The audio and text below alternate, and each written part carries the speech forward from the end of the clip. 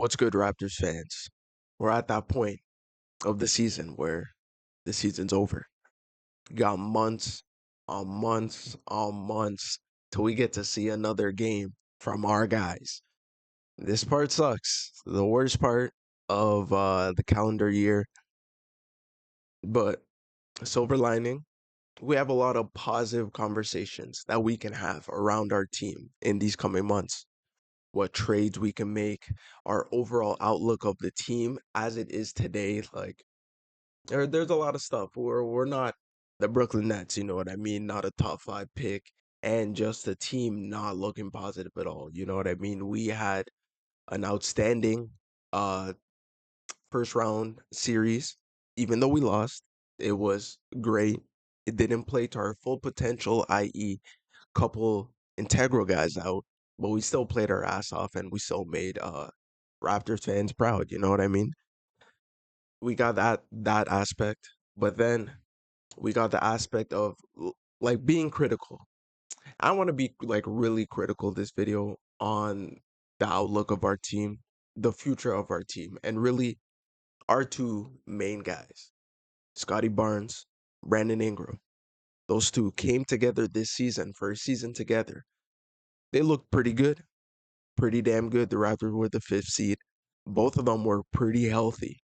And it's shocking to say because Scotty has had a lot of these past seasons, he's had a big chunk of the season missed. And couldn't say that this year. Brandon Ingram has missed so many games these past couple years. He's barely had an healthy season in the NBA. But luckily, in that one healthy season, at least talking about the regular season, we were able to obtain that. He was damn good, and he was an all-star. Both guys were all-stars. Now the critical part. While they're all-stars, while they both had amazing seasons in their own right, do they play the best together? At least have the Raptors been able to put them in a position where we can get that answer? That answer is no. The Raptors have not had the infrastructure, had not had the team, the players put around Scotty and Brandon to really see how good they complement each other. And I say this, like I think a team with Brandon Ingram and Scotty Barnes, for it to reach its maximum potential, it needs a floor spacing big. Like just imagine for 1 second, imagine Brandon Ingram and Scotty with a center that can space the floor. That can just this is what I'm thinking. Dragging out their center so that Scotty and Brandon, they're overwhelmingly in the paint. And like the thing about them is for their size, for their length, they can get the rebounds, especially with the center out of the picture. That's money. They can dominate the paint to such a degree that they just need shooters around them. And they just need to open up the space in the floor, and that's them at their maximum potential. Do we got that? We got Jakob Poeltl. That man can't make a three to save his life. We don't want him attempting any. Honestly, we were just happy that he gave us a minute. He was able to give us his screen setting, all this and that. To be honest, though, any run of the mill center can do the basic stuff that Jakob can do. Jakob is amazing at finishing around the rim. His floaters, I get that. But like his screening is amazing. But I want to say any center can do that to a degree, to a level that like any competent team needs, right? The floor spacing is the thing that like would just tip us over the edge. And because Jakob doesn't do that, the floor, the paint is clogged in so many instances that Scotty can't attack fully downhill because he has two 7-footers waiting for him. Brandon Ingram can't ISO because that 7-footer is showing a little too much to him. So he's not able to just rise up over his defender. This stuff is null and void if you got BI and Scotty and three shooters that the other team has to respect. That sounds great, right? Sounds amazing. Sounds attainable. That's the thing.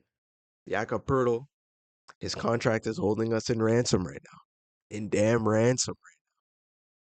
Every time I look at the damn contract, how much he's supposed to be paid, like 30 plus million the next couple seasons. Who wants to pay Jakob that? What bum team wants to even pay Jakob that?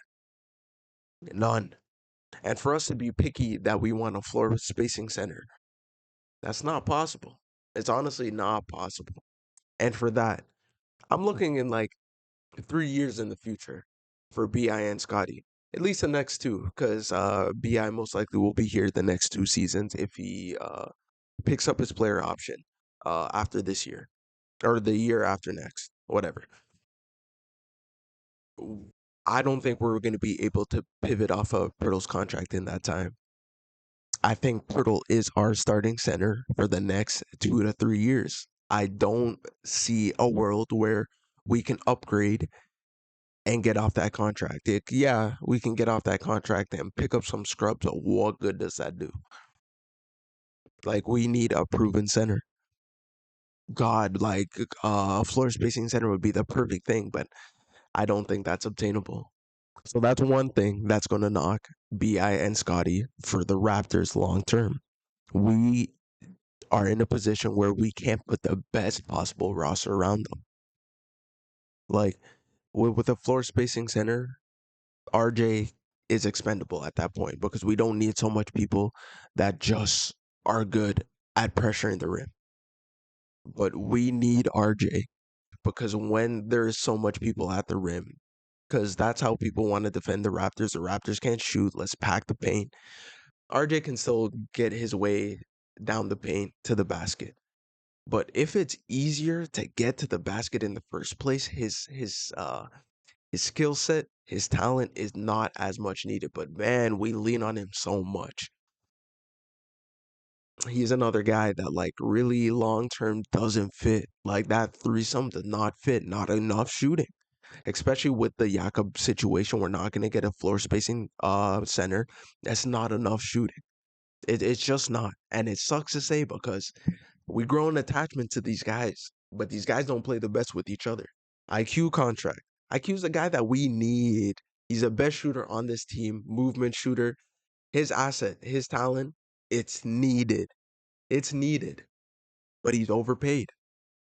You try to ship out IQ, you are not getting more back for him. We have not made him a desirable contract, so now we got to stick with it. It's another thing that's dinging us in a bigger hole that the Raptors can't just easily get out of. These young guys that we're hoping can do more. Like we got CMB. CMB is a Scotty 2.0. That doesn't help the spacing issues. That doesn't make Scotty and BI a better duo if CMB is on the floor. Defense goes up. Yeah, whatever. But the offense, and that's the main part with these two. The offense stinks sometimes. That doesn't make it better. Other young guys, really we're just relying on shooting. Grady, Jacoby, we want them to be knockdown shooters. We need them to be knockdown shooters. Really nothing else. We don't need them to carry the ball that much more. It would be nice if Jacoby can put the ball on the floor.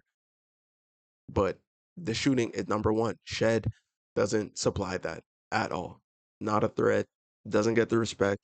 Another instant of just more packing the paint. And that's going to be the Achilles heel of this team is not good enough shooting. Honestly, like when you really look at this team, if we had more shooters, BI, even though he stunk in the playoffs, and like that really is not going to excuse it because the Cavs, who they were guarding him with, he really, on his best day, can shoot over them and they can't do nothing. That's not an excuse for them. But Scotty, you see the numbers he got? Imagine if there was damn floor spacing around him. And like floor spacing to the degree that the Cavs gotta respect it. Scotty's having a field day in the paint. Field day in the paint. No one's stopping him on one-on-one coverages. It's over. They're gonna have to double him, and then damn, you're getting punished every time because Scotty can make that pass. We don't got that roster around him right now. And that until we have that, I feel like he's always gonna be limited to a degree. He's always gonna be able to be stopped to a degree because they're gonna pack the paint. And that's where you're gonna be able to nullify him to a degree. The shooting is not really going to change. I don't think. I think we're going to be a team that defends their asses off, but that's not enough long term. These teams in the conference finals and the finals right now got shooters. Got amazing shooters that you have to respect. OKC not too much, but like the other two teams, they got shooters. One team got a generational damn defender. We want to think Scotty's that, but Scotty is not to that degree. One on one, Scotty can take out a guy out the game. Victor can take out a whole game plan, the whole paint for any damn person. So like, we don't got that. We need more offense without sacrificing so much of our defense because damn, we were top five. I can't believe that. That was something that we hung our hat on and really brought us as far as we could have in the playoffs. But to make that next leap, we need more offense around our stars. So I truly think BI is here to stay. He's here for 2 more years, $40 million getting paid each of those years. The second year player option. He's most likely going to take that, unless he has an amazing season next season where that contract is now it's a positive contract. Most likely we want him to stay at that point if he's outplaying that contract. So we'll see. We have a lot of questions, man. I don't got the answers. I just like posing these questions, saying my thoughts. What y'all think? Like the video, subscribe. Let's go Raptors.